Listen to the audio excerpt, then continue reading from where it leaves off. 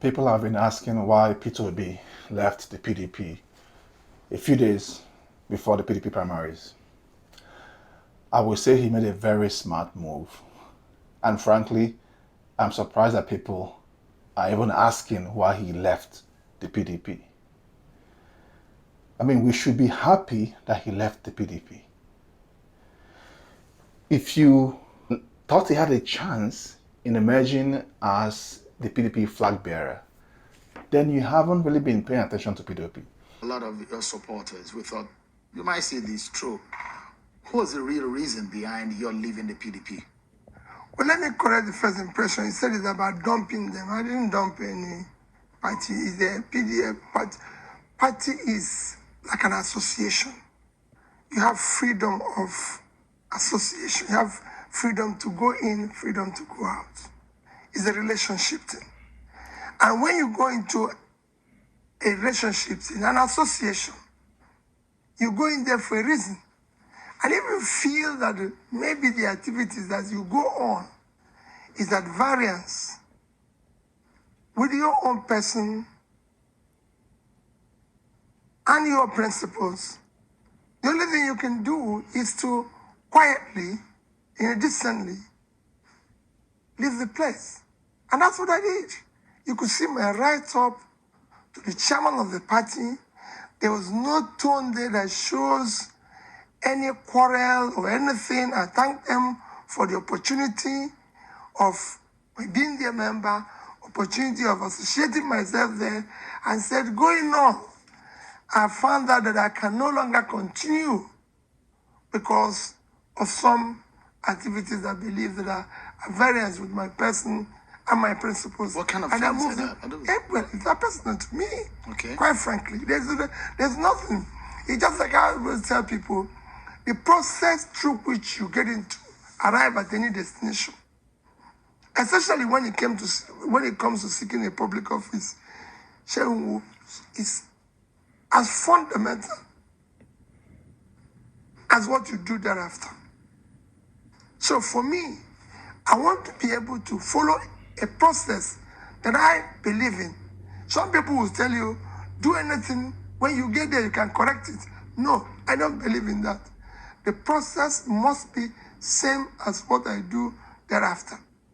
As a politician, I've campaigned, I've gone around the country, I've done what I'm supposed to do, presented myself to the people, and if I find out there's other things I might not be able to be part of, I decently withdrew myself. There was no issue.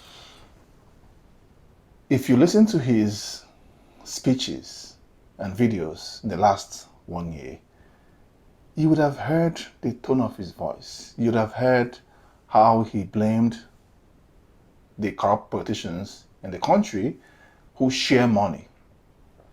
You'd have heard him talking about trying to maintain integrity in public office. You'd have heard him talking about how he, as governor, was able to retain almost 50 billion naira in his state account.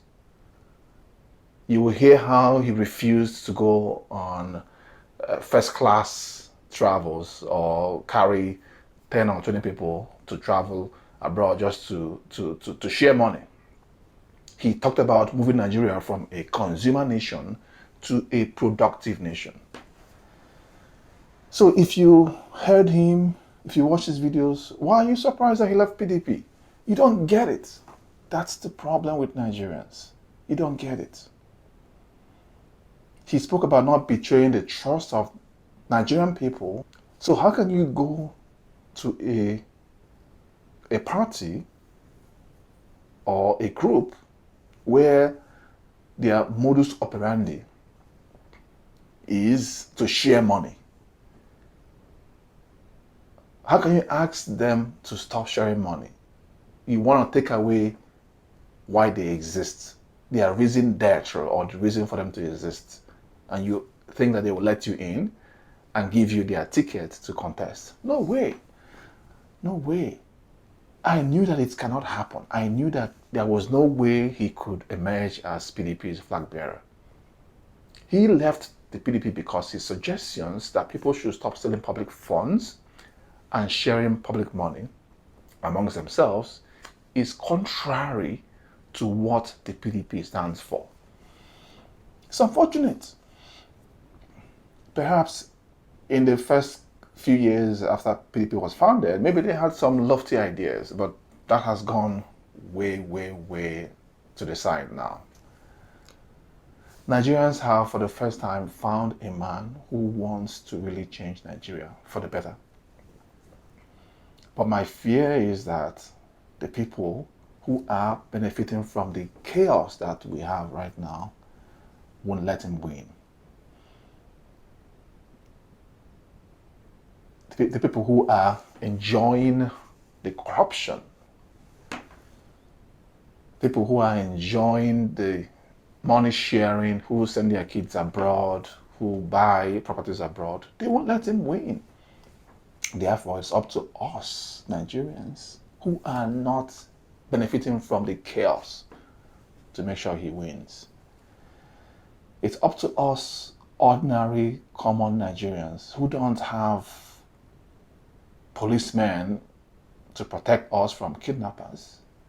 It's up to us who don't have the money to buy property abroad and send our kids abroad to school.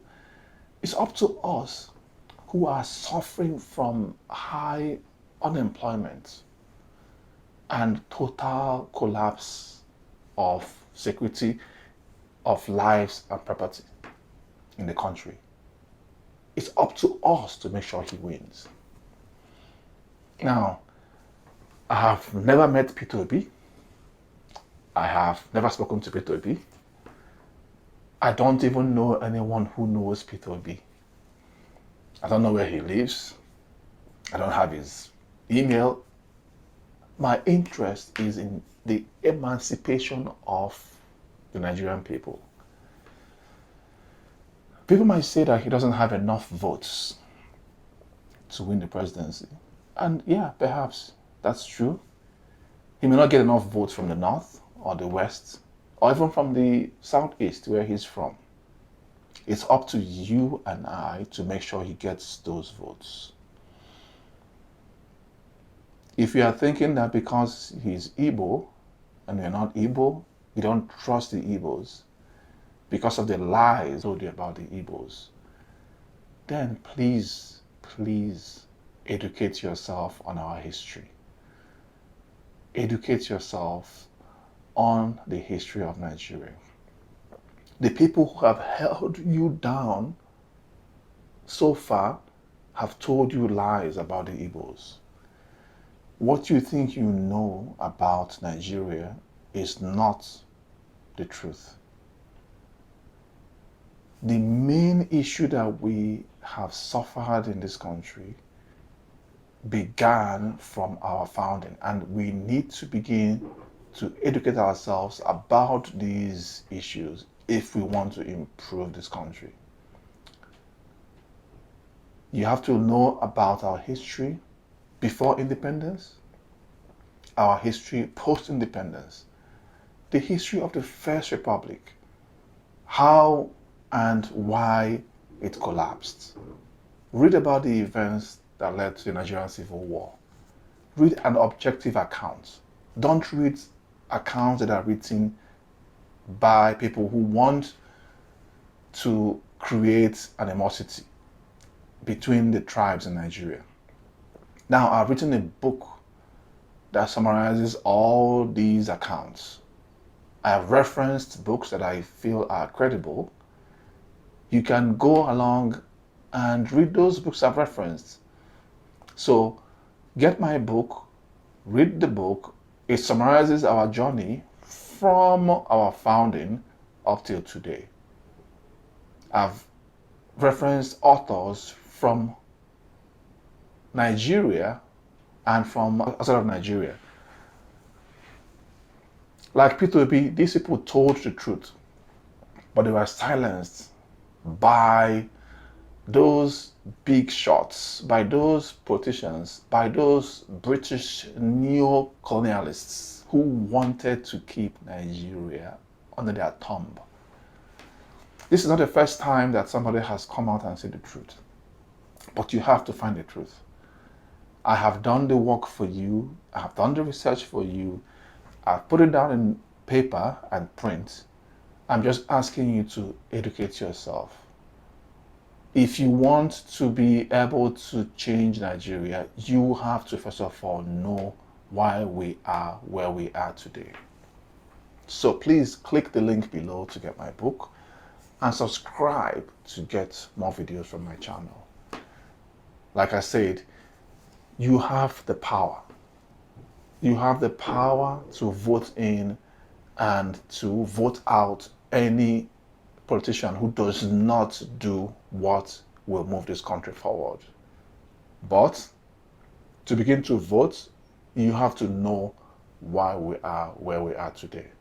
So educate yourself, get my book, read my book, the references in the book, and please like my channel and share with your friends. Thank you.